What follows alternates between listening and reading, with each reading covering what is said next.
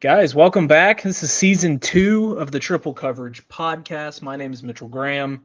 I'm Zach Brown.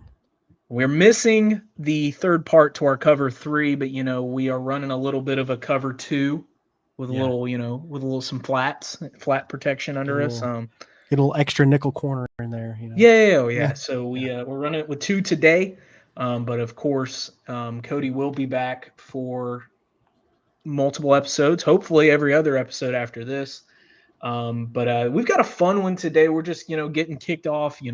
College football, I think, starts in 2 weeks. Technically is week 1, but I think next weekend is actually week 0, where we're going to have a ranked matchup, which is it's pretty fun for Nice. week 0. But we've got some fun stuff today. Transfer portal quiz. We have a new segment by Zach called the Name Game. So we're like an all-name team, basically. We're going to give Heisman predictions, and then we're actually going to start with the ACC and the Big 12 today doing our conference predictions. So you know what? Why don't we just jump right into it, Zach? Yeah, so the transfer portal quiz, we're both going to be bouncing back and forth if we can determine we're going to be reading off the biggest transfers or the transfers that we picked. We're going to have to determine what team they either came from or what team they're going to. I kind of switched it up on some of them. Oh, okay. Cool. So, and when I was under the impression, if you get it with no conference help, it's 3. If you get it with a conference hint, it's 1. Okay. So if you can't get it, and I tell you, they transferred to this conference, then yeah. And I'll keep score right here on a piece of paper. Who wants to go first? Are you going first or I'm going first? You know what? I'll start. Okay. All right. And I will start with former NC State wide receiver KC Concepcion. Do you know where he transferred to? That is Texas A&M. That's correct. There you go. 3-pointer right off the bat for Zach. 3 points.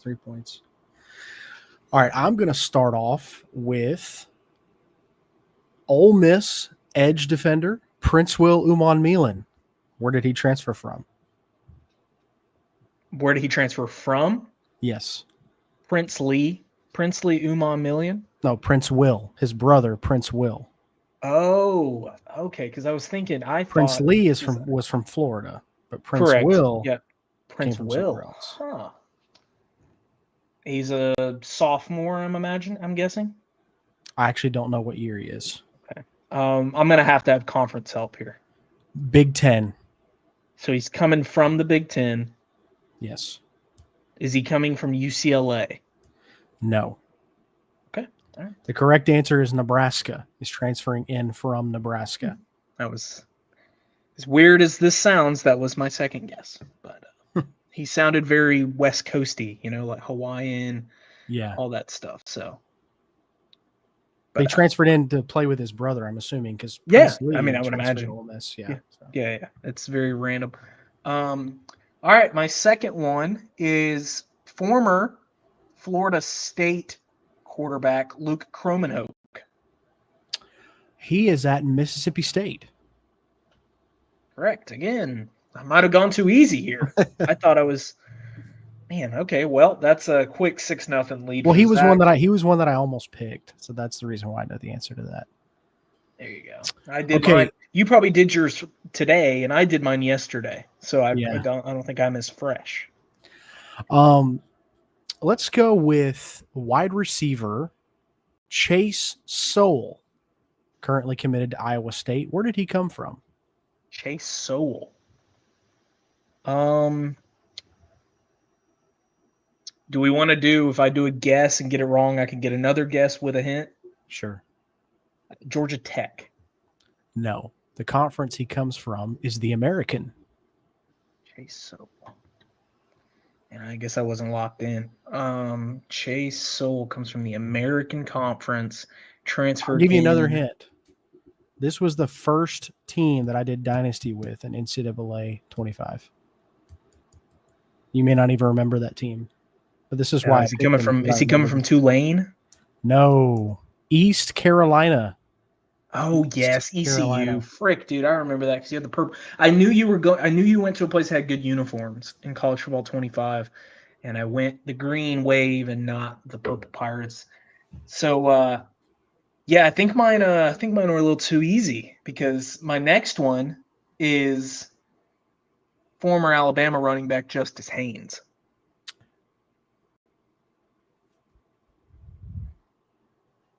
Florida State. Incorrect. He went to the Big Ten. Okay, I saw this one earlier, and I don't remember who it was.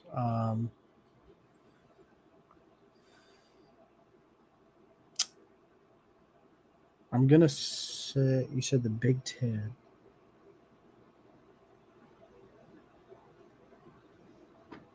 I don't know. Penn State. I saw this one earlier. He And I is can't remember. now a Michigan Wolverine. Yeah, I should have known that, dude. Which I think is a pretty good get for Michigan. Yes. All right, next one is this one you should know because this guy used to be committed to Georgia. Williams and Weary, currently committed to Nebraska. Where did he come from? Williams and Weary? Yes, defensive lineman who was a longtime commit to Georgia, and then last year flipped somewhere else, and then now he's transferring out of that program. So he's going to Nebraska. Going to Nebraska. You want me to tell you the team he was on last year? Yes. I'm imagining he didn't get much playing time, so that's why he's. So did he come from Texas? Right conference, wrong team. So I was thinking, Texas always gets our guys at the last second. They always get our flips. So, is he coming from? Let me go LSU. No, he is coming from Missouri. Williams and Weary went to Missouri last year. Striking out right now. My next one is former Penn State quarterback Bo Pribilla. Missouri. Okay, all right. Well, that's correct again. Another one that I almost put on my list. Let me go with this one. You should know this one. Fluff Bothwell. He is current. Let me flip it up. Fluff Bothwell is transferring from South Alabama to this team. Fluff. I've heard this name. Running back. Yep. He was a big target in the transfer portal. Big target in the transfer portal. Fluff. I think he went to Even though he was a large, I'll give you a hint because you're down by so much. Yeah. I'll give you the conference without taking any points away. He's in the SEC. Yep. He did not go to a team that you would expect in the SEC. Fluff Buffalo. Went to Vanderbilt. No. I'll give you another guess for 1 point.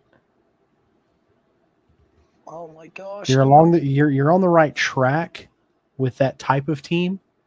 Yeah. Then we're talking bottom feeder SEC schools like Vanderbilt, Mississippi State. We're talking Kentucky. We're talking. I'll go Mississippi State. That's correct. Mississippi State is correct. 1. Let's go. It is 10-1 as we continue. Yeah, it is 10-1. Let's go with journeyman, portal journeyman. I'm not even going to tell you where he's coming from. I'm going to tell you. I want you to tell me where he's going. Bear Alexander. He's currently going to Oregon. He is currently going to Oregon. Do you know where he came from? USC. Do you know where he was before that? Penn State. No, he never committed to Penn State. He's at He Georgia. was committed to Penn State at one point. He never attended. He was committed to Penn State this offseason. Then he committed to Oregon. I know he was committed. He never attended, but I know he was committed to Penn State. He was committed to Penn State. He was at USC. Before that, he was with the University of Georgia. What a bust. Bear Alexander. Had a great national championship. Yeah. Let me give you a slam dunk, okay? Don't say that because I'm going to miss it. Highly touted quarterback Air Noland transferred from Ohio State. Yep. To I could have told you that. Where? Air Noland. It is an SEC team. Yep. Mm-hmm. I knew he. Yep, I've heard because this is a pretty big transfer get for these guys. SEC school. Aaron Olin's really good. A team that kind of already has a very similar style quarterback starting. Yes, South Carolina. That's correct. I'll give Yep. you 3 points. I'll give you 3 points. South Carolina. I remember that because I was very questionable because he went away from a quarterback in a situation where a quarterback was coming in and was going to start to a situation where the guy has even longer that he's going to start at South Carolina with Lenoris Sellers. So yeah, that's an interesting one, but I'm glad I got that one. J. Michael Sturdivant is going. You have finally stumped me. I don't know. Is going to Florida. Where is he coming from?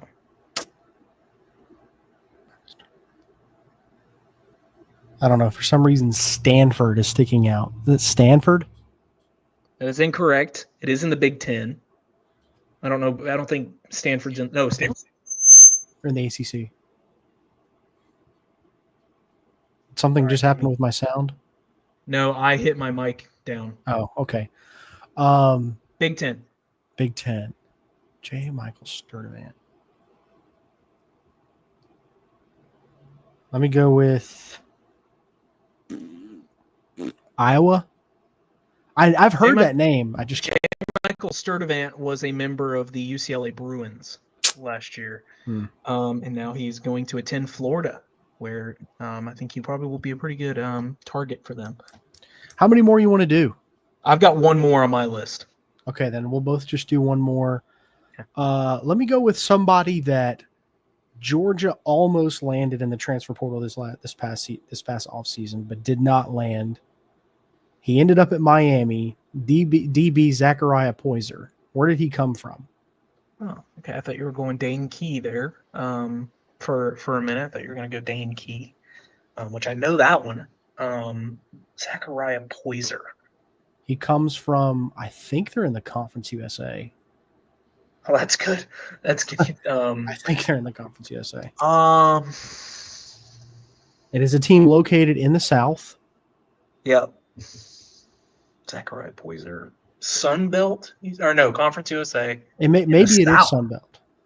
Just because I don't know which conference they're in the state of Alabama. Troy? No, I'll give you one more guess. Same color scheme. Troy's in the Sun Belt. Same color scheme. Alabama. Or similar color scheme. Burgundy? Their head coach just left to go to West Virginia. Burgundy. In the state of Alabama. They're not burgundy, but they're a reddish color. Dude, I can't. They have the same name, same mascot name as the University of South Carolina. Oh, Jacksonville State. Okay. I'll give you one. Dude, Jacksonville State always will forever in my mind be a Florida team for some reason. That team feels like they are in from Florida. That was two. Here's your last one from me. This is another journeyman coming from Duke, Malik Murphy. Where is he going? Oregon State, I believe. He is a member of the Beavers. Yeah. All right, 15-5. Yep, you were more locked in than me, which is fine. All the way locked. It's fine. That's fine. That's okay. I'll win the next quiz. Whatever quiz we come with next week, I'm going to win. So I think we should jump to your segment here. This is your idea. I thought it was a great idea. We're going to have the all names team draft. We're both going to draft 5 players. All names team, baby. I have the pool in front of us. Unfortunately, those of you watching can't see the pool of names, but we're going to pick names. We're going to do a serpentine draft. I'm going to let Mitchell draft first since he just lost the last game. So yeah, I'm going to start with more of a little of a biblical name. DB Ephesians Prysock. Ephesians Prysock. That's a good one. Welcome to the team, Ephesians Prysock.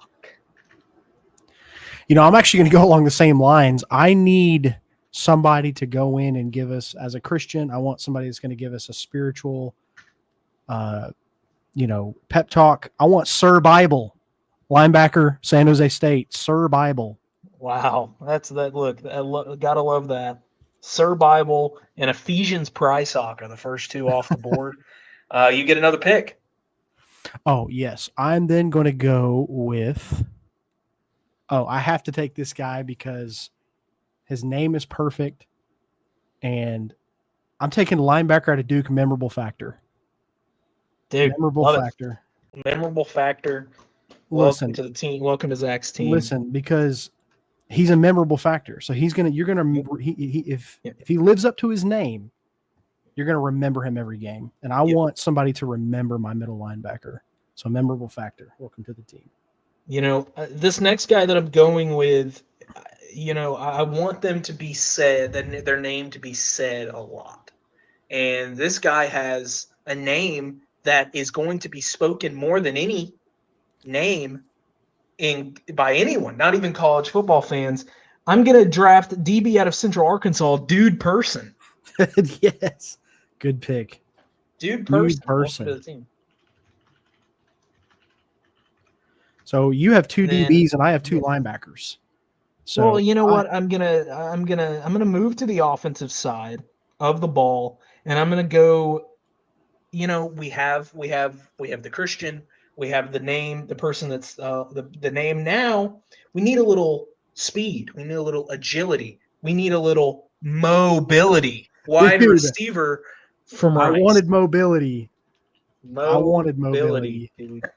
From that Rice. Is my third pick. Mobility. That was another one that I was going to pick. See, what I'm looking for is guys and names that are going to live up to their position that they play. 100%. Yep. So I need somebody that's going to protect my quarterback. Yep. Okay. And offensive linemen, you want them to protect your quarterback. So I'm going with Rhino Tapa'atuai from Arizona. That's awesome. Yeah, that's actually not who I thought you were going with. That's a great pick. But listen. I want him. If he lives up to his name, I'm going off. If you guys live up to your name, if you're a Rhino at the offensive line position, nobody's getting to the quarterback. Give me Rhino Tapa'atuai from Arizona. I probably butchered his last name too. Hey, no, that's perfect. You get another pick. Your fourth person. All right. I then am going to go with another person that, if they live up to their name, is going to be pretty good. Give me Tommy Running Rabbit out of Montana. Yeah, running nice back. Pick. Running back Tommy Running Rabbit. I believe he's Native American, so that's why his name makes sense. Hey, that makes a lot of sense. I'm going to go with my last two picks. I'm going to go in a more, I started with the Christian, and then I made good. I'm going to go a little more lewd here at the end. So I'm going to make my last two picks with a little bit of lewdness on my mind. I'm going to take D lineman from Arizona State, Blazin Lano Wong. Blazin Lano Wong, which was, just so happened to be my nickname in high school. Gosh, Mitchell. And then my final pick here in this draft is tight end from Boise State, Champion Johnson. Champion Johnson. There you go. Welcome to the team, Champion Johnson. Let me think about what I want to do here for my last pick, because there's a lot of great names on here. There's a lot of great ones that are going to go undrafted. We might need Cody to draft. Listen, yes. I'm going to send this to Cody, and we'll have him draft from the remainder. That you got an edge rusher named Legend Journey. You've got DeRealist Clark, wide receiver. You've got King Large, offensive lineman out of SMU. Javinsky Schlenbacher? Like, come on, dude. Now, that one is funny for you just need to look up Javinsky Schlenbacher. I will. You got Panda Askew, offensive lineman at ECU. You got Hans Hammer, offensive lineman at Virginia Tech. I've got a good mix of offense and defense. You know what? I'm going to go. You can't win. Games are won and lost on the offensive line. Yep. Give me King Large out of SMU. King Large, yeah. Nobody's getting to my quarterback. King Large.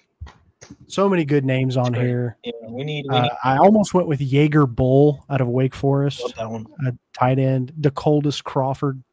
He's a journeyman. He's transferred like 5 times. DeColdest Crawford. Coldest. Yeah, he is now. We forgot about Nitro Tuggle. Dude, I forgot about Nitro Tuggle. Frick you, Nitro Tuggle. Octavius General Oxendine. Booty. Octavius Oxendine at a Kentucky. Octavius Oxendine's a great one. Clay Oven is slept on. That's kind of kind of one that's like under the radar. Yeah, but that Clay one's awesome. Oven. Pig Cage out of UTSA. Trey Beyblade. Alpha Khan. Trey Babalade. Tree Babalade. His name is Tree. Wow. Tree Babalade out of South Carolina. That is awesome. Rayson Delgatti. You've got Demon Clowney, though I do think it's pronounced Demon. But I didn't know Trump was on this list. Chief Borders. Chief Borders. That's funny. Squirrel White. You've got Deuce Knight. I really should. I'm kind of regretting not picking Legend Journey. That's a great one. Legend Journey is a good one. Yeah, I think probably my favorite. My favorite of my team that he's going to be the leader of our team is Dude Person. Dude Person. There you go. That is that's like a default create a character name. That's 100%. That's like Joe Random when he used to play MLB The Show. Yes. Memorable Factor is going to lead the league in sacks. Yeah. No, Rhino Tapa Atuai is going to lead the league in pancake blocks. Yep. Tommy Running Rabbit, you're going to break the Russian record. Yep. We're just going to have fun over at our team. We're just going to have fun. Yeah. Tommy Running Rabbit should have committed to South Dakota State. Yes. The Rabbits. So. Wow. Dude Person does not look how I thought he would look.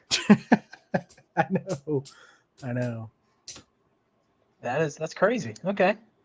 All right. Sweet. So let's go to our Heisman picks. Now we're going to get serious. We'll get a little serious. Our Heisman picks. Yeah. Do you want to give your number 3? Yeah, you've gone first the last 2, so I'm going to go.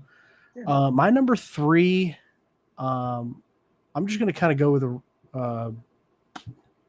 I have top 2, 3 I'm kind of struggling with. I'll go with Lenoris Sellers. Lenoris Sellers is my number 3. He's a popular pick with a lot of people. I just don't think South Carolina is going to be good enough for him to be in contention for that. If he was on like Alabama or Clemson, he's definitely a pick. Also, he's only had 1 year. You got to see if people figure him out this year. But Lenoris Sellers is my number 3. Okay. My number 3 is Jeremiah Smith. I think that Jeremiah Smith's going to have a huge year. You've got Julian Sand throwing in the ball there. He's always going to be a target. We saw what he did in the playoffs last year. He basically was unguardable throughout the playoffs last year, and I don't think they're going to shy away from him, especially because they lost Emeka Egbuka. And, I mean, they're not as deep at the wide receiver position as they have been in years, but I think Jeremiah Smith is probably the best player in college football. If I had to say, if I had to, be honest, I think he probably is. Yeah. I think wide receivers don't get – he's going to have a Devontae Smith-like season, which I could see him winning outright, but it is a quarterback's award like we know it is. So that's where my mind goes. Coming off of what they did with Travis Hunter last year, receiving a lot of backlash to that, I think they're going to kind of steady out again this year. Jeremiah Smith will make it to New York, but he won't win it. My number 2 – and listen, go ahead and sound the biased alarm, okay? Go ahead and ring the biased alert. Gunnar Stockton. Okay. I think if Gunnar Stockton is – and a lot of people are dogging on Gunnar Stockton. Yep. A lot of people don't think he's any good. Georgia's going to take a step back this year. Listen, if Gunnar Stockton is as good as Kirby Smart says he is and as good as Mike Bobo says he is, if you look at the weapons he has – and then we know he's talented on his feet. Yep. He's going to have enough big games this year to make an impression. I don't think he wins it, but I think he's got a pretty good shot. Give me Gunnar Stockton at my number 2. I mean, I think Stetson Bennett made it to New York as a no talent kind of small guy, like runner type. And I do think his legs will be a aspect in bringing him up there. I do think that he has, like you said, the weapons around him finally guys that can make plays. We'll talk about Georgia in length, but I mean Noah Thomas, Zachariah Branch, so many like actual real threats. Colby Young at the wide receiver position, real threats. I think Gunnar Stockton is a great pick, but it's very ironic that you have Gunnar Stockton at 2 because I've got Carson Beck at number 2, Miami's quarterback. Look, call me what you want. I've always been a much bigger fan of Carson Beck than most Georgia fans. I've always been a pretty huge defender. We watch a lot of games together during the year, Zach. I'm a pretty big Carson Beck defender. A lot of people that know me. And I think that him in Miami, he's going to be free. He's going to be loose. Not as much pressure on him as the quarterback of Miami as it is the quarterback of Georgia. I think that he is going to be able to put up a lot of stats. But I have to be honest, and I have to be an analyst here. The thing that holds him back from winning is a few too many interceptions, which we saw last year was an issue. He panics. But I think that the return to form, that first-year starter, Carson Beck, will return for Miami. They've got great playmakers all around. So I'm looking for a big year for Carson Beck, and as we'll get to in a few minutes, a pretty big year for Miami as well. Yeah, you and I have had this discussion before. I don't necessarily hate Carson Beck. I'm not like a lot of Georgia fans and say, good riddance, Carson Beck, we hate you, whatever. I think two things can be true at once. I think you can appreciate the good that he did at Georgia, but then also be glad that the negative side of Carson Beck is gone. Because 2 years ago, there really was no negatives to Carson Beck. He was phenomenal. He was great. He was a reason why we won a lot of games that year. But last year, I don't think there's any way you can argue it or deny it. There's been enough people that have reported this, enough people that have access to the team, to teammates. He was a problem last year. He was distracted. He was a locker room distraction. He was not as locked in. It seemed like every chance he got, he was flying down to Miami to be with his girlfriend, which is, say what you want about that, but we're trying to win a national championship. We're trying to be locked in. Beginning of the year saying his number one goal was to win a Heisman, not to win a national championship. Right. There was just a lot of things there, and we don't have time to get into all that. I appreciate the good that Carson Beck did, and I wish him well at Miami. Yep. But I can also say I am glad that the toxicity of Carson Beck is also gone. But I wish him well at Miami. No ill will towards him. I do think that some of the hate that he gets is justified because of the toxicity he brought to the team last year. But that's an argument for another day. But hey, if he wins it this year, I'll be glad for him because he's. Yeah, I mean, I think that the distractions now are not going to mean as much for Miami because, like I said, Miami doesn't have as much of anymore like a standard of and. If they go what I think they go, Miami fans are going to be happy. Yeah. And so, but Georgia loses one game with a quarterback, and they're ready to sacrifice it. Oh, I agree. I mean, when you taste the Holy Grail, you get correct. You want it over and over again. The standard, the standard for a long time was Alabama, but now I think we have kind of become the standard. Maybe that's my bias talking, but we've kind of become the standard in the SEC. If you ask ESPN, it's Texas, even though they haven't done crap. Even though they haven't won anything. With that standard comes high expectations. Now, sometimes those high expectations are unrealistic. Yeah, I'll be the first to admit that, but it is what it is. But my number one is Jeremiah Smith. I think Jeremiah Smith wins it. Awesome. I think it's going to be – I actually didn't even think about the fact that it would be a non-quarterback 2 years in a row. And there's a lot of good quarterbacks around college football, but I don't think any one of them really sticks out to me is going to be phenomenal enough. Or there's going to be so many good quarterbacks, there's not going to be one that stands out above the rest.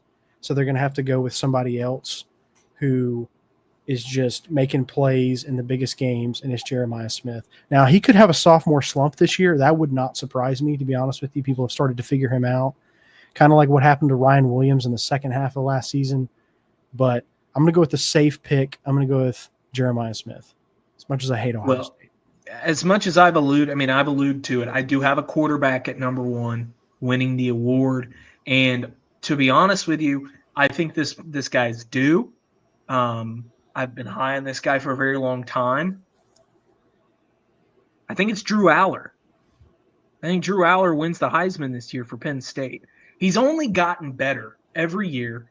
He's mobile. He's got one of the strongest arms in college football. He's accurate, and he's a veteran. He knows the offense like the back of his hand. He's going to have weapons. They're going to be one of the best teams in college football this year. And they made a run last year. I think they probably could have beat Notre Dame if a couple of things changed.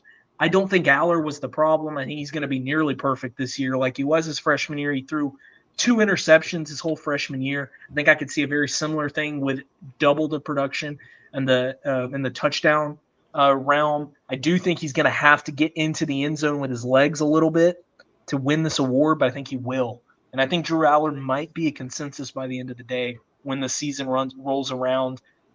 He's always been my dude. Like, you know, I've always been a huge Drew Aller guy. I think this year he's cut and dry.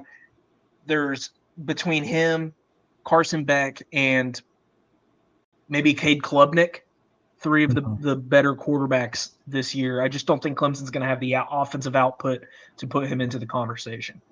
Yeah, look, we had this argument last year about Drew Aller. I still got to see it, man. He's got flashes here and there, and I see the potential, but I'm just not seeing it. This is his last chance to prove it to me that he's as great as everybody. I mean, I think he did prove it last year. His team made it through 2 rounds of the playoffs, made it through. Drew Aller was great. He got better. I was impressed with him at the end of the season, but there were still moments during the regular season that I was like, I'm not seeing it. Like, I don't see that this guy is the pinnacle of college football or the next great quarterback. Like, I think he's good enough to win a national championship. Is he the most elite player in college football? I have yet to see that. I hope he proves me wrong, though. I mean, I like Penn State. I have no problems with Penn State, but I think sometimes, unfortunately, the most elite players in college football don't win the Heisman Trophy. That is true. I think the most elite player in college football last year didn't win the Heisman Trophy. Yeah. And I still am, even though I drafted him in my fantasy league last night, I still don't think Travis Hunter should have won last year. I think it should have been Ashton Jeanty. But that's not a debate that we even need to have right now because it doesn't matter. Right. So, yeah, I've got Drew Aller. You've got Jeremiah Smith. I think it's cool that we had. I mean, our Jeremiah Smith was really the only one that we had that lined up. So I think it's a wide open race this year. If you want to. Yeah, Vegas betting odds has Arch Manning at 1, and like I think we need to slow down on Arch Manning. And I honestly hate it for Arch that he's getting all of this praise because the first bad game he has, they're gonna crucify him. Yeah, so I feel bad for him, but man, he is under immense pressure this year. They got a great team. National championship contending team, absolutely. But we need to slow down on Arch Manning. He didn't do anything of note last year. He came into garbage time, came in against Georgia and did absolutely zilch against our defense. Right. He started a couple games last year, but he started against like Mississippi State, and he couldn't beat out Quinn Ewers. And I like Quinn Ewers, but we saw how far he fell in the draft. You know, didn't get drafted. Or didn't even get drafted. So the fact that he couldn't even beat out Quinn Ewers in 2 years, like let's slow down a little bit. Let's see what he can actually do. But let's get into our conference predictions. Okay. We're going to start off. We're going to do the ACC and the Big 12 today, and then next week we're going to do the Big 10 and the SEC. Big 10 SEC. So let's start with the ACC. We're going to go worst team first. We're going to pick our worst team first. I'll go first here. Okay. My worst, and we'll do serpentine style, I guess. My worst team in the ACC this season is going to be Wake Forest. I think they go winless in the conference. I got them going 3-9. They've got a pretty relatively easy out-of-conference schedule. I think those are the only games they win are the out-of-conference games. I like their head coach. I believe he was at Washington State, if I'm not mistaken. Jake Dickert. I like him. I think he will get he will get Wake Forest in the right direction eventually. But right now, the talent on this team is pretty bare. The cupboards are pretty bare, and they're going to have a rough season this year. Wake Forest is my last team in the ACC this season. Yep. Do you want me to go? Yes, you go So two. exact same. Wake Forest 3-9. I think when you lose a guy that's been there so long, like Dave Clawson, it's going to rattle it's always, it's going to feel very much like the first year after, I can't think about, more like Purdue. Jeff Brom left. First year was a nightmare. I think that's going to be similar. They even have similar colors, Purdue and Wake Forest. I think Damon Claiborne is good. Their running back. I think he's probably going to be the bright spot. He might be one of those guys that he's leaned on so heavily that he might lead the ACC in rushing. But Wake Forest didn't have a good defense last year. Jake Dickert, coming from Washington State, the defense that he had at Washington State wasn't very good either. That's going to be a big problem. I think people are just going to torch him. Yeah. Give me your number 16. So I'll go up to 16. I've got Stanford at 4-8.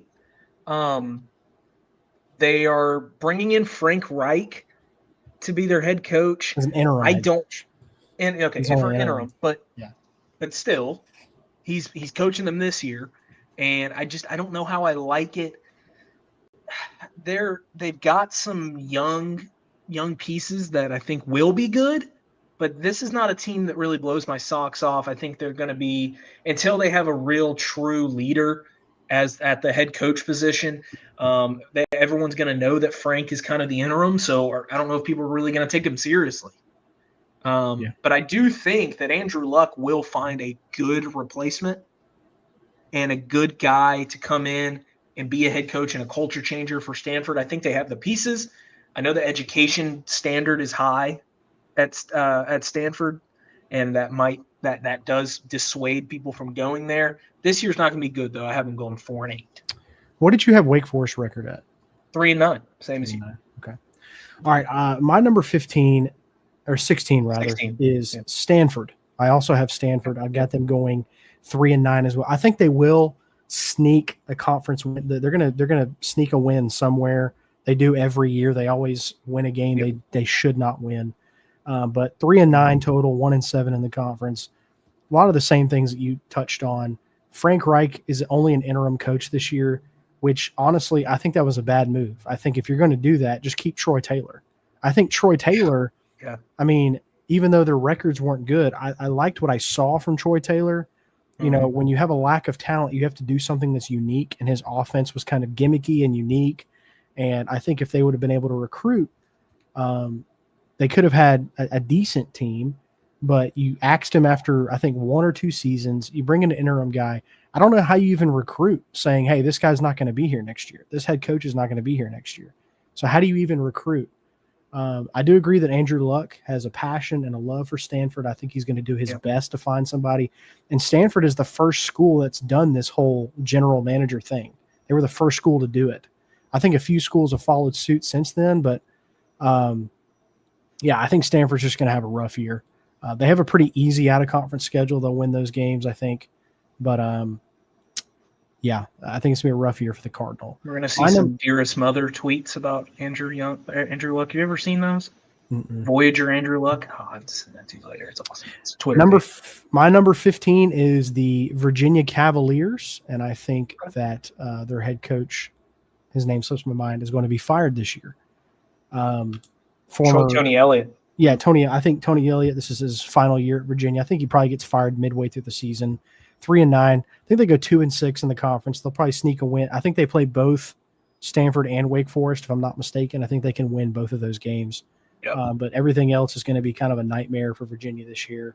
Virginia's never been good at football, so I guess they don't expect to be good. But another year of bottom feeders for the Cavaliers. Don't really have anything else to say about them. Yeah. My number 15 is Cal. I think Cal's is coming in at number 15 at 5-7. It's going to be hard to replace what they had last year in Fernando Mendoza and Jade Knott, because if we're being honest here, those were the two lifebloods of their team last year. They were a very gritty team last year. They were very tons of heartbreaking losses, tons of really good wins. I just don't think they can do it this year. And also, they have Brian Harsin as their offensive coordinator now. Bro, I did not know that. Brian I Harsin would is have their offensive changed coordinator. stuff if I would have known that. I did not know Yeah, that. so just not a.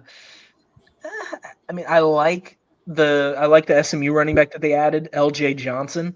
I think he's good, but yeah, man, this team's just not sexy to me. They lost too much. The travel is always a big thing too, with how much they have to travel with any of these West Coast teams.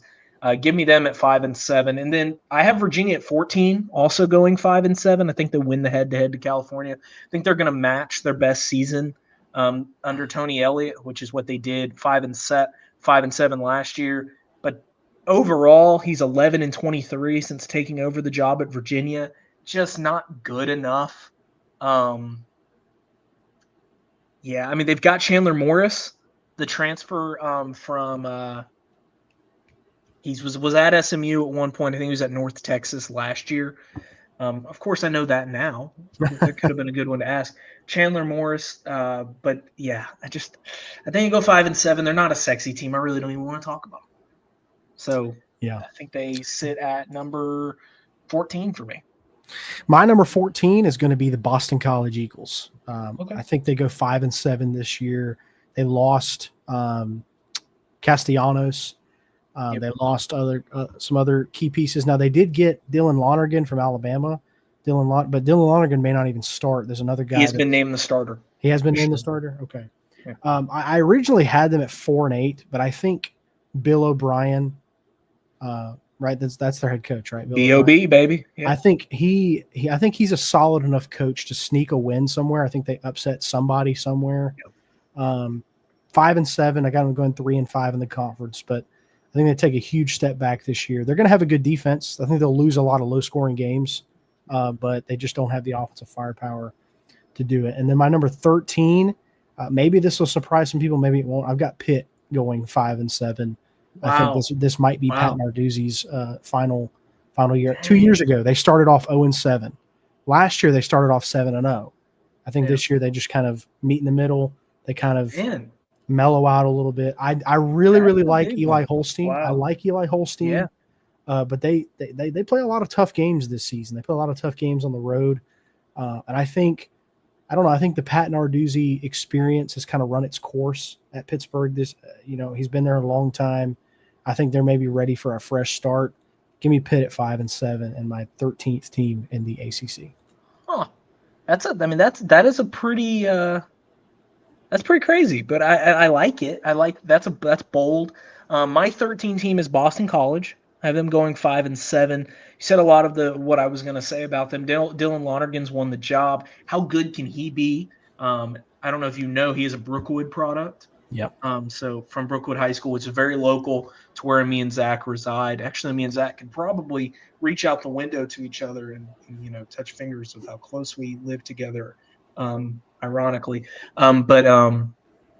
yeah, Dylan Lonergan's gonna be good, but I just don't, like you said, they don't have the offensive firepower. We don't really know what Dylan Lonergan is as a quarterback. He could be really good, and they could impress and win 7 or 8 games.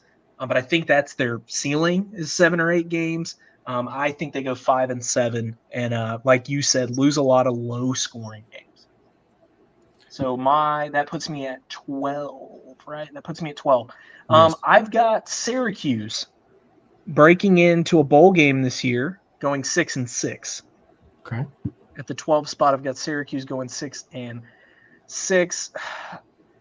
They have a brutal schedule.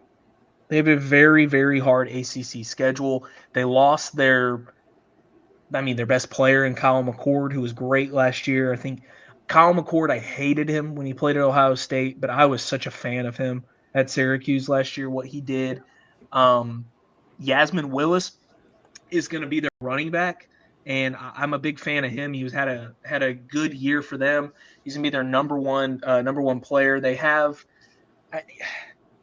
and their D-backs are going to be good, right? I mean, when you have Fran Brown as your head coach, their defensive backs are going to be good. I just don't know what they have in the front 7 this year. with that tough schedule, they're going to be playing a lot of physical, really upper high tier teams in the ACC, and I think they're going to overpower them. But I think Syracuse can beat up on the bottom of the ACC whenever they do play them. So give me 6-6, a bowl game. I think 2 years in a row, because I think they beat Washington State last year in the Holiday Bowl. So so give me that 6-6 at my 12 spot. My 12 spot is going to go to the University of North Carolina. The Bill Belichick experience, 6-6. Oh my goodness! I got him going 6-6 this year. Look, there is way too much controversy, distractions happening behind the scenes with this team. I think that's going to kill their season. Bill Belichick is a legend. He's never coached college football before. This is his first taste of college football. I think he's hired his son to be his D coordinator, his offensive coordinator, one of the two. And this whole controversy with his girlfriend, who's like 60 years younger than him, I think it's too much of a distraction. I think that causes way too many problems this year. I think Bill Belichick may resign at the end of the year, even though they go 6-6, just because I just think there's just too much going on. It doesn't seem like they're locked in. Everybody wants to talk about something else other than football with UNC. And then my number 11 team is going to be their in-state rival, the North Carolina State Wolfpack. I think they also go 6-6, but they win the head-to-head at the very end of the season. Again, I like Dave Doran. This might be his last year there too. They lost Casey Concepcion. CJ Bailey, I saw some good things from him last year, but he was also wildly inconsistent.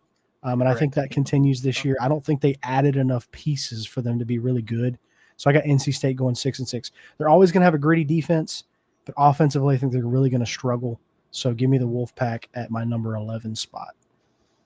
My number 11 is Virginia Tech. I have Virginia Tech going 6-6. Last year I was high on them, and I'm not going to make that mistake again. Kyron Drones is good, but they're returning a very similar team to last year, and last year's team was a big disappointment. I like what they have cooking in Virginia Tech. As always, their games are fun to watch because of their traditions and their fans. I think it's a 6-6, very disappointing year. For who was it? Brent? Is it Brent Pry still? I think. Brent Pry. Yes. His seat might start getting a little hot if they go 6-6, which I think they do. And then my number 10 going 7-5 is NC State. A lot of the same things that you said about them, but I think they're going to be a little bit better. I am expecting a jump for CJ Bailey. I think he was a true freshman last year. ACC's no pushover. They actually have a great name at running back for their team, Hollywood Smothers.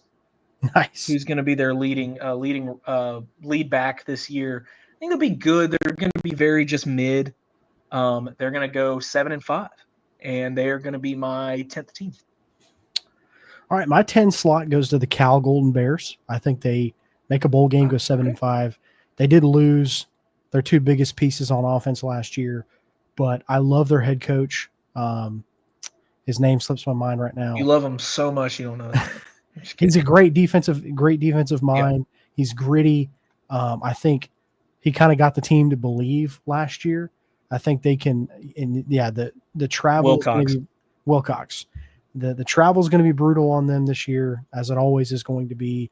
But I think they can sneak a couple wins. I only think they go 3-5 in the conference, but I think they go undefeated in their out of conference games. They've got a pretty relatively easy out of conference schedule this year. So give me Cal 7-5, my 10 slot. Then my number 9 slot, I have Virginia Tech at 9. I think they go 8-4, 5-3 in the conference. The thing is with Virginia Tech last year, you and I both, I think I had Virginia Tech in my conference title game last year. Yeah, I was very high on them. You had them in the playoff. Yeah, I'm not going to make that same mistake this year because Virginia Tech, every year that Brent Pry has been there, they start off slow and then they get hot at the end of the year. And I think somebody keeps showing you who they are. You got to believe them. I think it's going to be a little bit of the same this year. They're going to go off to a slow start, then get hot at the end of the season. Kyron Drones is getting better each year, but they're going to lose some games at the beginning of the year they probably shouldn't. And then at the end of the year, they'll probably win a few games they probably shouldn't. They'll win a few games they shouldn't. So give me Virginia Tech at my 9 slot. So that puts me at my 9. Can't find my cursor right here. My 9 at 7-5. Cody, close yours. Georgia Tech. Wow. Georgia Tech goes 7-5, takes a step back this year. I think everyone's going to. I think last year they caught a lot of people by surprise, right? And I think we're going to have the same kind of chat about Florida. I think people are going to have more of a game plan against Haynes King and this Georgia Tech offense. I know they added, they lost Eric Singleton, one of their biggest wide receiver threats. I just don't think they can replicate it. They might have gone 7-5 last year. I think so. I think they're going to do it again, but I don't think it's going to be as flashy. They dang near beat Georgia.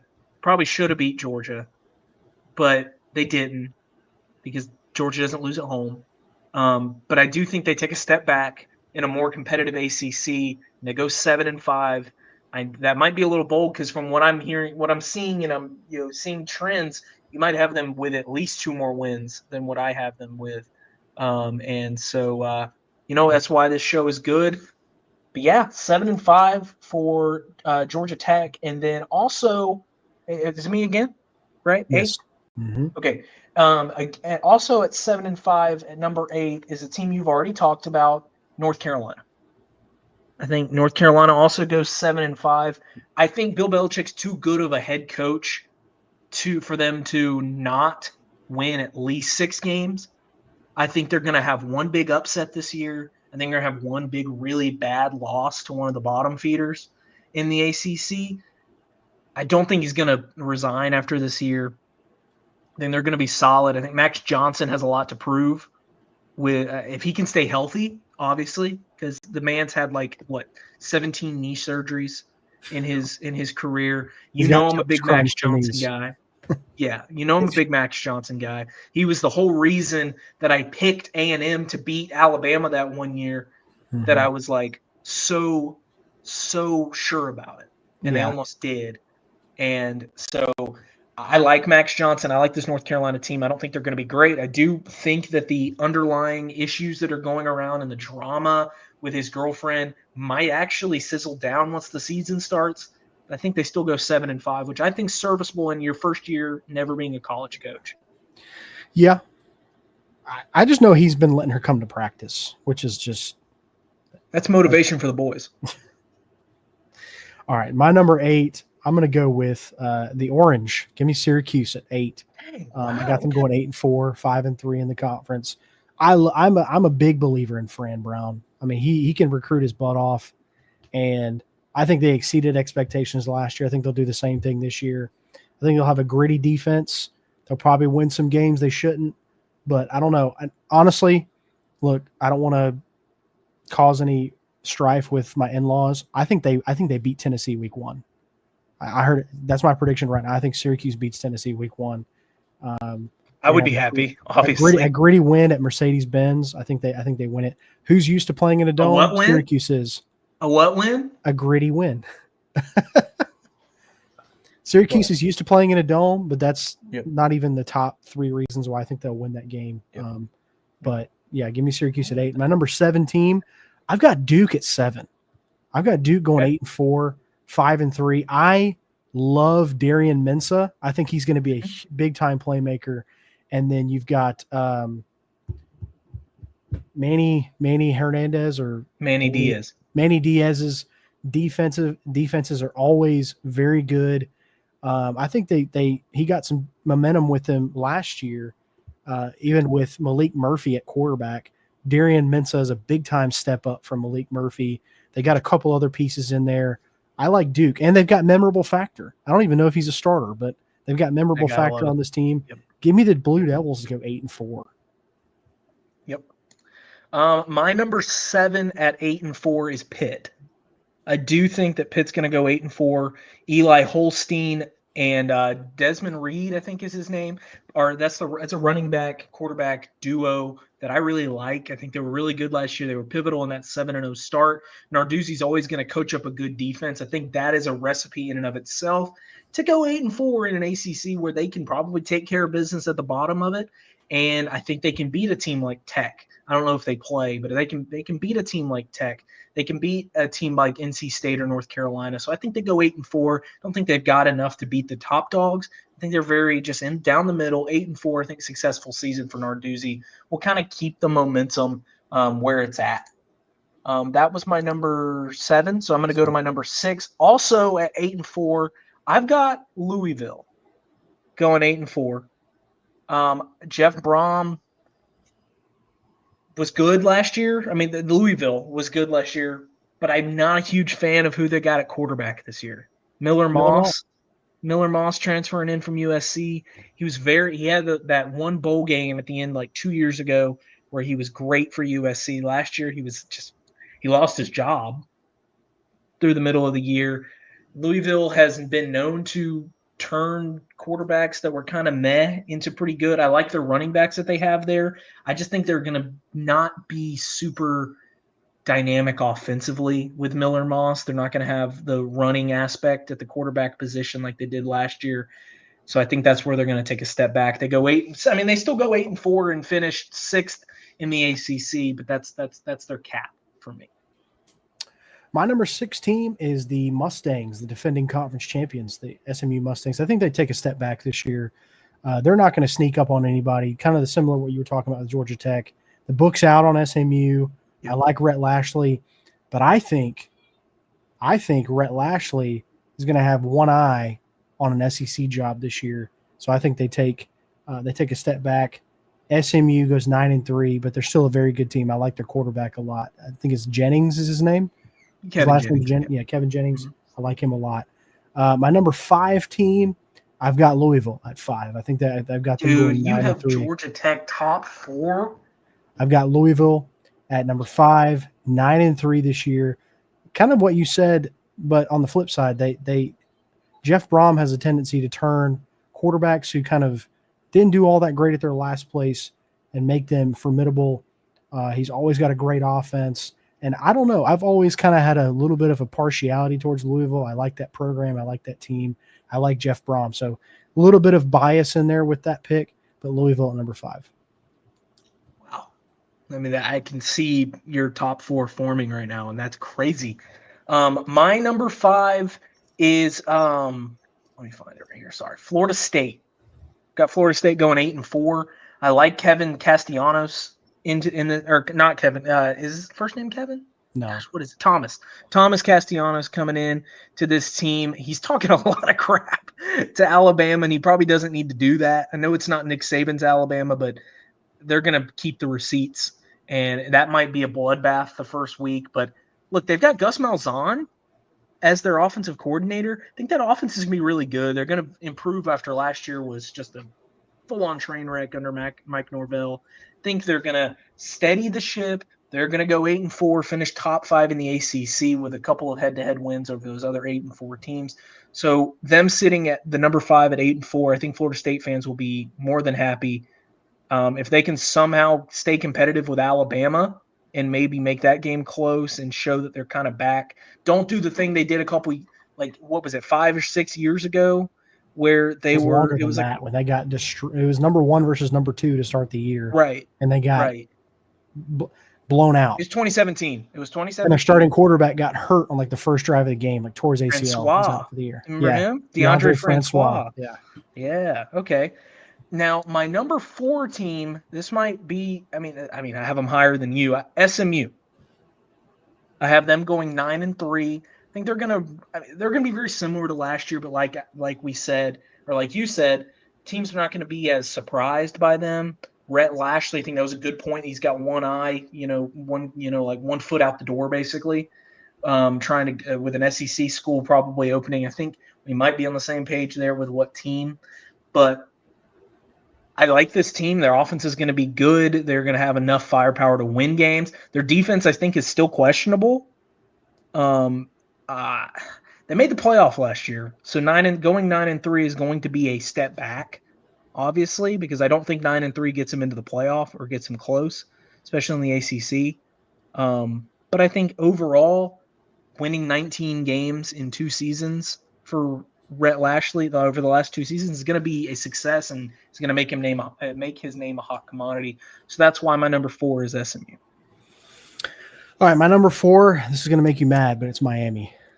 I got Miami at my number 4 at 9-3.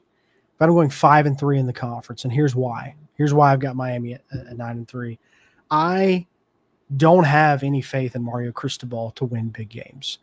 I like Carson Beck. I think he's going to put up some big numbers. I know he's already been making comments that his offensive line at Miami is better than it was at Georgia, whatever. He doesn't, and that may be true. He says he's not sure what to do with all the time he has in the pocket. I think that has something to do with the fact that Miami probably doesn't have as good edge rushers as we did in practice, but that's neither here nor there. But I think Miami goes 9-3. I think they lose some games they really should not. I think they beat Florida. That's a bold prediction. Have them beating Florida. I think Carson Beck just knows how to beat Florida, and he hates them. So I think he beats them. But I think they lose some games down the stretch, maybe towards the end of the year, that kind of derail their season in very Mario Cristobal fashion. They kind of dip off at the end of the year. Give me Miami at 4. My number 3 spot is the Yellow Jackets. I got Georgia Tech at 9-3, going 6-2 in the ACC. Wow. Brent Key has impressed. As much as I don't like Tech, as much as I don't like heaping praise on Tech, Brent Key has really surprised me. He has impressed me. I love his grittiness. I love his smash mouth attitude, the way he coaches his football team. They did lose Singleton, but pretty much everything else on that offense is the same. I love Buster Faulkner. I really wish Georgia could have pried him away from Georgia Tech, but he's going to be there for the long haul. Give me Georgia Tech at 3. And I may be dead wrong, and Cody, hopefully that made your day hearing that, but Georgia Tech 9-3. Look, let's just pause here. I know we're going to be running low because we still got the Big 12. I like the culture that Brent Key has brought.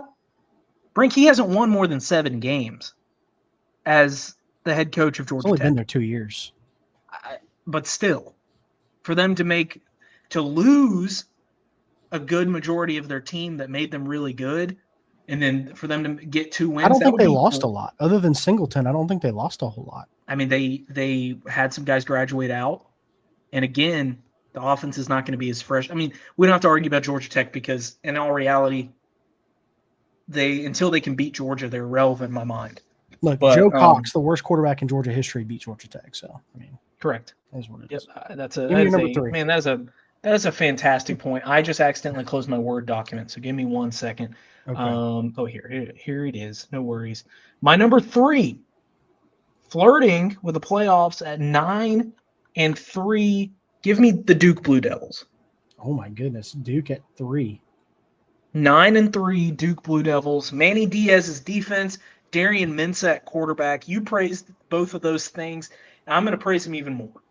I love this team. You didn't mention their running back, Jaquez Moore, who was struggling to stay healthy last year, but when he was a demon. So I think this Duke team is going to be Manny Diaz's best team that he's coached, like as a head coach. I think this Duke team better than any of the Miami teams that Manny Diaz brought out there. I think Darian Mensah might be the best quarterback he's ever had. Darian Mensah alone is enough of an upgrade from Malik Murphy that they're going to make this step to where they're going to be super competitive. Do think they lose 3 games, but I think Duke's going to start, being consistently right there with the brand of football that they play, the physicality on defense. I love this Duke team. They are my number 3 at 9-3. I think if Duke started caring about football as much as about basketball, they could be a real force in the ACC. I mean, Raleigh is a hotbed. Raleigh, North Carolina. There's a lot going on there. Yeah, I think it's Durham, but it's Durham. It's Durham. Yeah, it's Durham. But anyways, my number 2 at 10-2 is Miami. Miami's going to go 10-2. I think their second loss actually is in the if they go 10, never mind. Just scratch that. I think they make the playoff with Carson Beck. We didn't even mention the running back transfer that they got in from Oregon State, Damian Martinez. Or no, they lost him. Frick. Mark Fletcher. Sorry. Mark Fletcher. He was there last year, but he's really good. Carson Beck, a bunch of weapons on the outside. I think Mario Cristobal, I mean, look, he's an offensive line coach at heart, so I do think they're going to have a good offensive line. I think Carson Beck's going to have time to throw. I've already told you I think Carson Beck's going to be second in the Heisman, so I'm obviously high on him at the quarterback position. I think for him to be in New York, they're going to have to be a high-ranked team. I think Miami's going to be one of the last few into the playoff this year. They might hold that SMU position that SMU held last year at like the 11 slot, but I do think they are in at 10-2. All right, my number 2 is Florida State at 9-3. I think they go 7-1 in the conference. Nice. So I only have one team going double-digit wins in the ACC this year. Give me Florida State at 9-3. I think they take a big step up. Castellanos, I do think they get mollywopped week 1 against Alabama because you don't. Why would you say that? I don't know why you would say that. I do think they take a big step forward because honestly, as abysmal as last season was, honestly, if you would have put any other quarterback in there, I think they probably would have had a pretty decent season because they weren't getting blown out. They were like losing games like 16-13 barely all year. Yeah. So give me Florida State at 9-3, and then my number 1 team is Clemson. I got them going 10-2 this year, 7-1 in the conference. I think they'll probably lose a big game on the road somewhere in the conference, and I do have them losing to LSU week 1 because if LSU loses another week 1 game, I don't know what to say anymore. But that's neither here nor there. But give me Clemson at 10-2, I think, and then I think Clemson beats Florida State in the conference title game to win the ACC. Yeah, Clemson's my number 1. Obviously, at 10-2, I think Cade Klubnik's back. I mean, they made the playoff last year, and I think they played a pretty dang competitive game against Texas in that first round series. Clemson won the ACC last year. They've got a great kicker. They've actually got great receivers.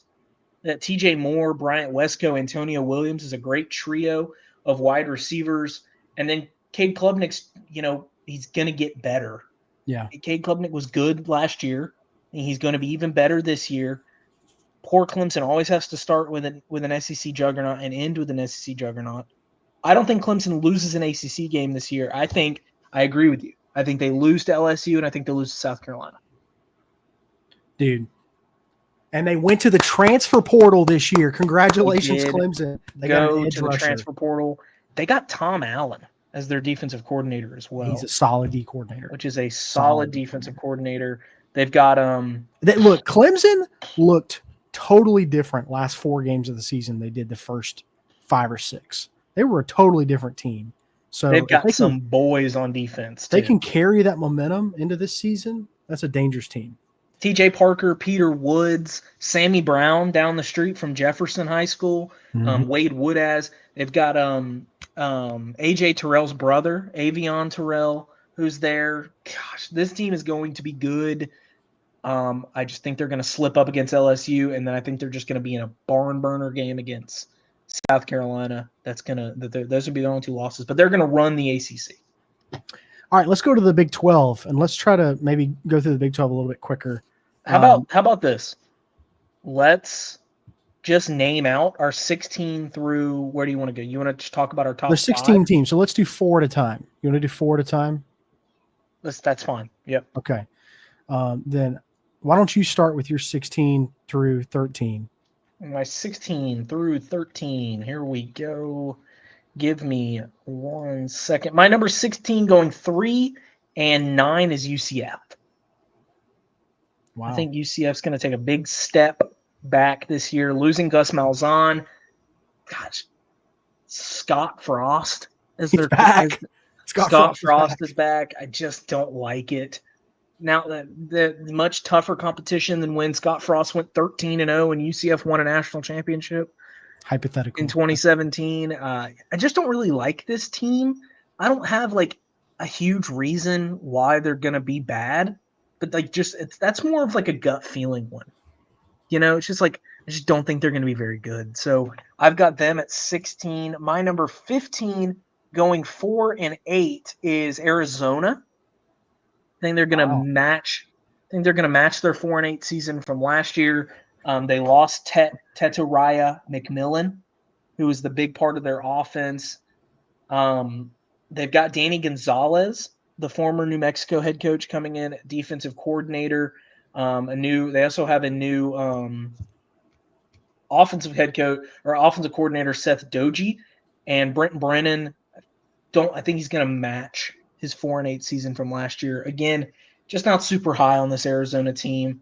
A lot of these Big 12 teams don't move me in the way that the ACC teams do. My number 14 is Cincinnati, also going 4-8. Cincinnati, they are coming off of Brendan Sorsby was good last year. I don't think he can replicate it. Mm-hmm. And for the sake of not just going on and on, I think that's a big reason that they go 4-8. I just don't think Brendan Sorsby can, replicate what they had last year. West Virginia at 13, going 5-7. I know that hurts your heart. You're kind of a backup West Virginia fan at heart. But I just think they do not have enough certainty at the quarterback position this year. The quarterback position is really going to hold them back, and I think it's going to lead them to a 5-7 season, finished 13th in the Big 12. All right, my 16, I'm going to go with – this is probably going to be controversial, but I'm going TCU, the worst team in the conference this year. TCU? And here's why. Oh, I know. You know exactly why. If you have seen the TikToks that TCU's been putting out, and if you have seen their quarterback admitting that he's a furry, dude, 3-9. I don't care. 3-9. Oh my gosh. I have them going 2-7 in the conference. I have zero faith. They could win the conference this year. I don't care. They're going 3-9 in my book. You can't post TikToks like that and tell me that and for me, take you seriously. Awesome. Number 16 this year. Number 15, I got Cincinnati, 4-8. Satterfield does not move me at all. I think they've only taken a step back since Satterfield came in. Satterfield, forget that guy. I really don't like Scott Satterfield. 14, I've got West Virginia at 14. I think they go 5-7. I do think they could get a big win against Pitt this year in that big rivalry game. They're due to beat Pitt. They've lost, I think, 2 years in a row. They've got to beat them. I think that's really the only big game they win this season. And then at 13, I've got BYU at 6-6. The quarterback situation with him getting suspended for half the year, I think, is going to be huge because I don't know if they have a lot of depth behind him. So, and I think last year was a little bit of an anomaly year. So I got them going 6-6, 3-6 in the conference. So that puts me at 12. 12 through 9. My number 12 team is Oklahoma State, going 5-7. I guess you are just kind of a closet fan of a bunch of Big 12 teams because that's your team right there. The Big 12 is just so fun to me. It's just a fun. Big 12 is fun, but the Big 12 does not have a lot of just eye-popping teams this year. This is another one of those teams. Do you know who they hired as their defensive coordinator? Probably somebody awful. Was it Jeff Collins? Todd Grantham. How does he keep getting jobs? How does Fourth and Grantham, dude. Getting jobs? Third and Grantham. Oh, third and Grantham. That's what it is. Third and Grantham. They are one of the lowest ranked Power 5 teams in college football 25. By the way. Yeah, they're bad, and deservedly so. They're bad. 5-7. 5-7. But they finished 12th, which is an improvement on last year. My number 11 is Houston. And they go 6-6 that they can build upon the 4-8 that they went last year. Willie Fritz, first year is always going to be a little, but they have Connor Wegman coming in, playing quarterback for them, the Texas A&M transfer. I think he's going to add a little bit of flair to this Houston team. I really am a believer that Houston could get really good. Yeah. They got some of the best high school talent in the country in that area. 100%. I think they are going to start stealing people from the A&M, stealing people from Texas, stealing people from Baylor and TCU. Houston's going to get good. I think this is the start. They're going to make a bowl, go 6-6. They're going to show flashes this year. So that is my number 11. It's hard to keep up with 4 teams at a time. My number 10 is BYU. Where are my notes for BYU? Let's find them. Sorry. I've got BYU going 6-6. Now, a big part of that is losing Mr. Freak, Jake Retzlaff. All right, come on, dude. Come on. Yeah. He's really just soaking it in that he's not a part of the team anymore. At BYU, that wasn't even a pun. Please forgive Mitchell for his comments. Just but yeah, I think. They're starting Bear Bachmeyer. Oh, Hank gosh. Bachmeyer's brother. Yeah. Any Bachmeyer's not very good. They've got some good studs on the outside, but Kalani Sitake, this might be one of your. Didn't Retzlaff transfer? I didn't mean to interrupt you, but didn't he transfer after he got suspended? No, isn't he in the portal? I think he's in the portal, but he hasn't transferred anywhere. Yeah. He got kicked off the team. He didn't just get suspended. I thought it was only a half a year suspension. He got kicked off the team because he did it twice. Oh, I didn't know about the second time. He did it twice. Anyways, go ahead. Give me your number 9. Number 9 is Mr. Deion Sanders, Colorado Buffaloes, going 6-6. I think last year was honestly, they blew my expectations out of the water. Last year, they had a very talented team, Shedeur Sanders, Travis Hunter, obviously, and a lot of other guys. But I think that slowly Deion Sanders' love for Colorado is going to start to decrease. Now that his kids aren't there, the hype's kind of died down. I know they got they got the number 1 quarterback in Julian Lewis to come to their team. I don't think he's going to start this year. Caden Salter starting. I think Caden Salter will start this year for them. I just think the defense is still the issue, right? The defense is always going to be the issue. The physicality of the defense is always going to be the issue. I think that's what holds them back, and they finish at 6-6. They're still going to make a bowl, but it is a step back from last year. My number 12, I'm going with UCF. Scott Frost. I think they go 6-6. I mean, it'll be a good reunion. It'll be feel good for a little while. But then I think Scott Frost, he's probably not going to last very long at UCF. Look, he had all that success in the American, and then he went to the Big Ten and was horrible at his alma mater. This is the Big 12 now. It's a lot different. They're not playing the same caliber of teams, but they go 6-6, 4-5 in the conference. Not terrible. Number 11, I've got Arizona at 6-6 as well, 4-5 in the conference. I do like their head coach. I think he was at San Jose State, but they lost so much. And Jed Fish really was like the lifeblood of that team. He had recruited so well, but this new staff is not recruiting as well as the previous regime was. No. And then at 10, I'm going to go with Colorado at 6-6. I know I honestly thought Deion was going to retire in that press conference like 2 or 3 weeks ago, but he had cancer. So I'm glad that Deion's fine. Oh yeah. Great. Cancer removed. Mm-hmm. Good for him. But I do think Colorado takes a step back this year. And then because they take a step back, I think he may start eyeing the NFL a little bit, especially because I think, and this is unrelated, especially because I think Brian Schottenheimer was a terrible hire for the Cowboys. I think he gets fired after 1 year and Deion becomes the head coach of Dallas. What were they thinking? Number 9, I'm going to go with Houston at 7-5. So we've got a similar 4 teams here. Yeah. I like Willie Fritz. Again, if they can, like you said, if they can start recruiting their own, not just home state, home city well, this is going to be a team that will run the Big 12 for years to come. But it's going to be a slow process because, their previous head coach, who used to be at West Virginia, I think he left the cupboard pretty bare there. Give me the Cougars at 7-5, and they start taking a step in the right direction. Yep. My number 8 is, again, another team you kind of hold near and dear to your heart, the Kansas Jayhawks. I think they go 7-5. Somehow Jalen Daniels is still there. He's still the quarterback for Kansas. Can he make it a full season healthy at quarterback? I don't think he ever has. I'd be very surprised if he does. I think they go 7-5. A huge loss for them is going to be Devin Neal. Losing Devin Neal is a huge deal for Kansas. It takes away really the blood of what their offense was last year. Like Lance Leipold a lot.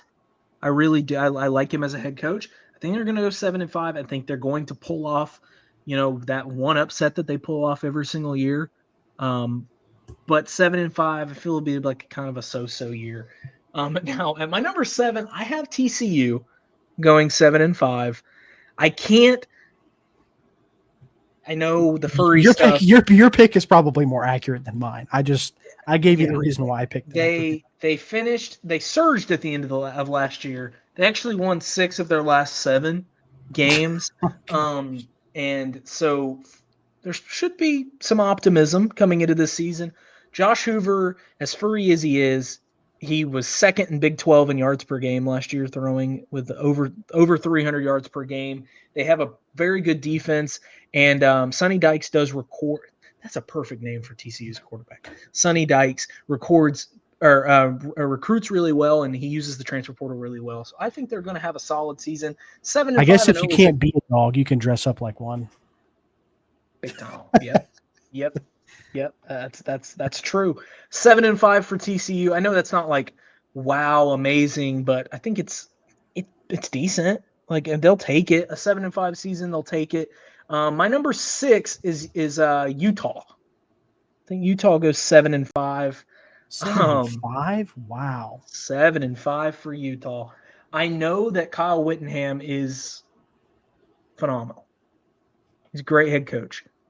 But the same issue that we saw last year, I think, is going to be the issue this year. Where's the offense come from? Devin Dampier is a good quarterback coming from New Mexico, but he played at New Mexico. Big 12 is a whole different story. I think they're always physical. Like Kyle Whittingham always going to have a good defense. But last year, they could not score. Utah could not score. I think it's going to be very similar. This is a very competitive and very equal conference, and I just think they're going to bash each other's head in. 7-5 for Utah at my number 6 position. Is that my last one? No, you get number 5. We need my number 5. Okay. My number 5 going 8-4 is Iowa State.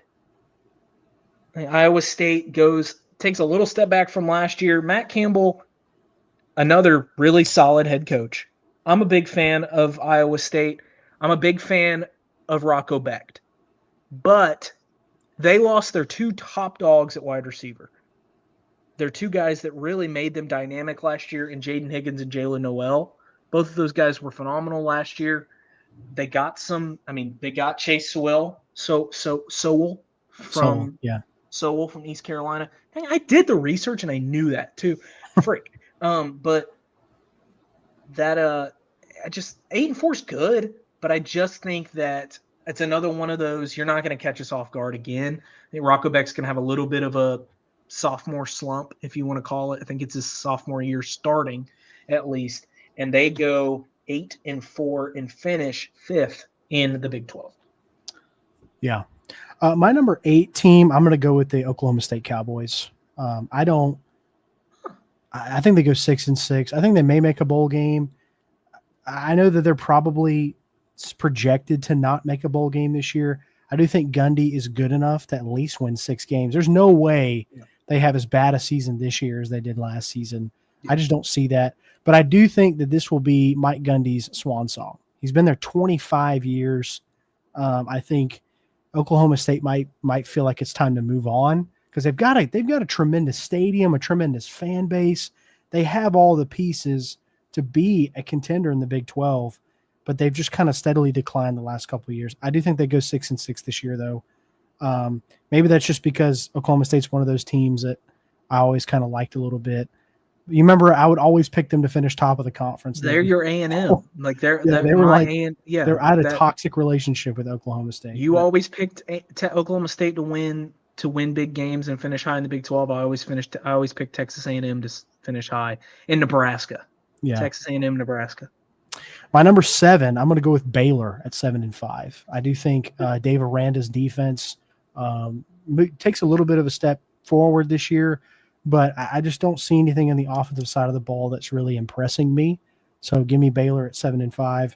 I think they'll lose to Auburn week 1, but it'll be a close game.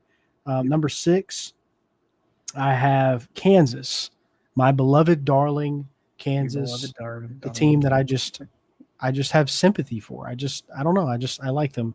I love Lance Leipold. I think he's a great coach. But they go 7-5 because I don't think Jalen Daniels can stay healthy. If Jalen Daniels can stay healthy all season, I think Kansas could go 9-3.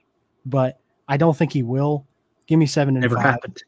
My number 5 team is Iowa State. I got also them at 8-4 in the 5 spot, just like you do.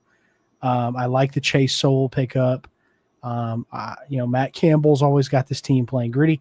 Really, all Iowa State needs is somebody to just criticize him and say he's a bad coach. Because after the Ohio loss last year, that team, there was a recording of somebody calling out Matt Campbell and saying he was a bad coach, and then they were a different team from that point forward. So if you're an Iowa State fan, just create a fake Instagram or fake Twitter and just call out Matt Campbell for being a bad coach, and they'll probably go undefeated this year. But 8-4 Iowa State Cyclones. So give me now we're getting into the top 4 here. My number 4 going 8-4 is Baylor. I think Baylor finishes top 4. I'm a huge fan of Sawyer Robertson, the quarterback at Baylor. Dave Aranda always has a good defense. I think they are going to be the best that they have been. They gave up a lot of big plays last year, but I think they're going to tighten that up. Dave Aranda is going to have that defense playing well, and I think Sawyer Robertson might be maybe the 2nd or 3rd best quarterback in the conference this year. I'm a huge fan of him. That's why I have them going 8-4 and finishing 4th. At number 3, I've got Arizona State going 9-3. I think they take a little bit of a step back. I really love Sam Leavitt. I love Sam Leavitt. But you're going to have to replace Scadabo's production, and that's going to be hard to do. They got the transfer from Army, which I didn't even know you were allowed to do, is get a transfer from Army. Kanye Udo, who's really good. He's a very physical runner. They got a Raleek Brown and Kyson Brown, who were on the team last year. I think this team's still going to be really good, but it's going to be another. I think I've said it so many times. They're not going to catch people off guard again this year. People are going to be prepared to play Arizona State. They're going to be prepared for what Sam Leavitt's going to do. I think next year is the year that Arizona State's going to be their best. I'm very high on them. I think this is that gap year where they just a smidge. They just drop down just a smidge. They don't win the Big 12 this year. I don't even think they make the Big 12 championship this year, but they do finish in 3rd. Yeah, and that's still really good at the end of the day. But my number 2 going 9-3 is Texas Tech. Now, this is a team that I really, really, really, really, really like. Baron Morton, I think, is probably the 2nd best quarterback in the conference. He had a great season last year. Joey McGuire is another one of those coaches that I just kind of like, in a sense. Texas Tech's whole aura, I think, is I like a lot. They got Micah Hudson back, who's going to be a stud outside at the wide receiver position. Defense has been a little bit of an issue for them for pretty much a long time, even since Patrick Mahomes has been over there. I do think this is the best defensive unit that they've had. I think they're going to be a team that they could win the Big 12 very easily and make the playoff. I don't think they do, because they are going to be playing against the team that I have going 10-2, making the playoff, winning the Big 12, the Kansas State Wildcats.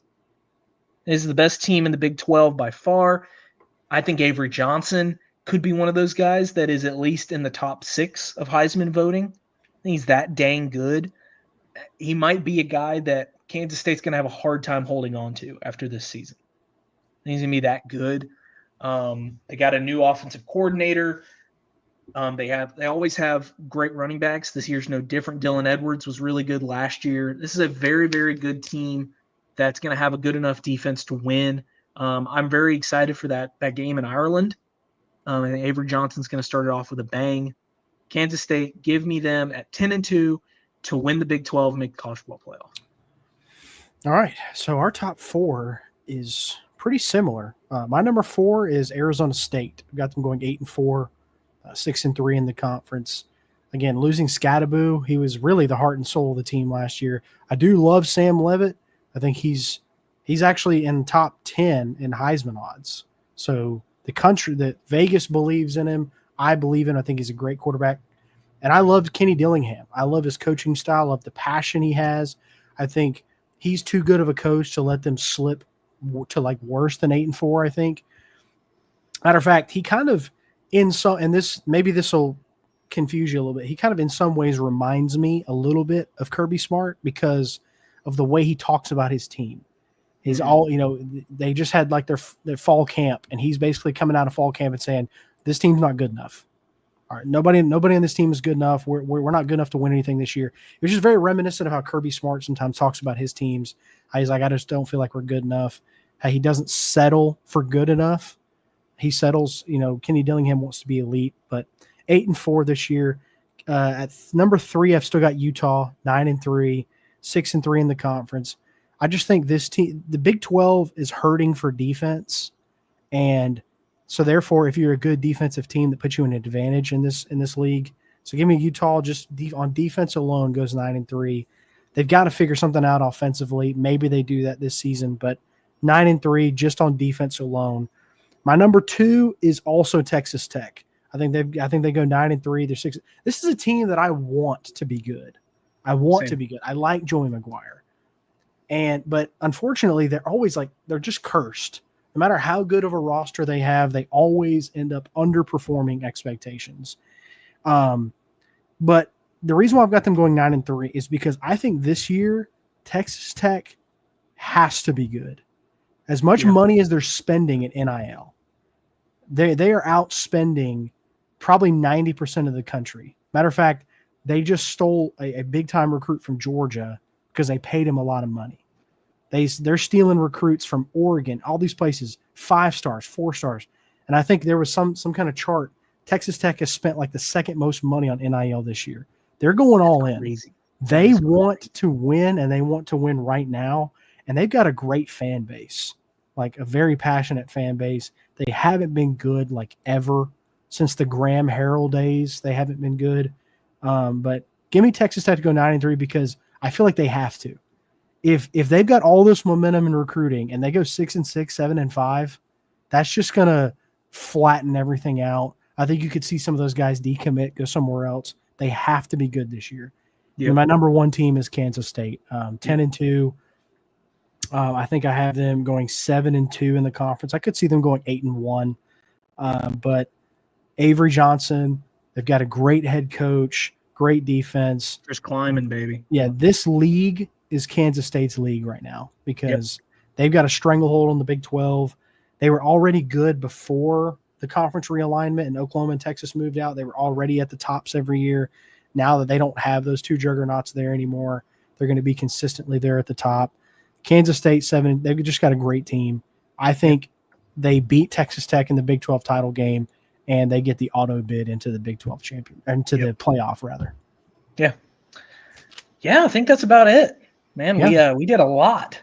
Yes. We did a lot in an hour and a half. A little over an hour and a half. Yeah. Today. So hopefully we've got our 3rd guy next week. We probably will have to tear down or like tone down everything that we do. If we got 3 people here, we don't want a 2.5-hour show here. But we appreciate it, guys. If you guys are watching after the fact or listening on audio, or if you were one of the 2 or 3 that were joining us in and out during the live stream, we appreciate you. It's 2nd season of Triple Coverage Podcast. We're really excited to get started. We love you. We appreciate you. We'll see you around. Peace. See you guys. Peace.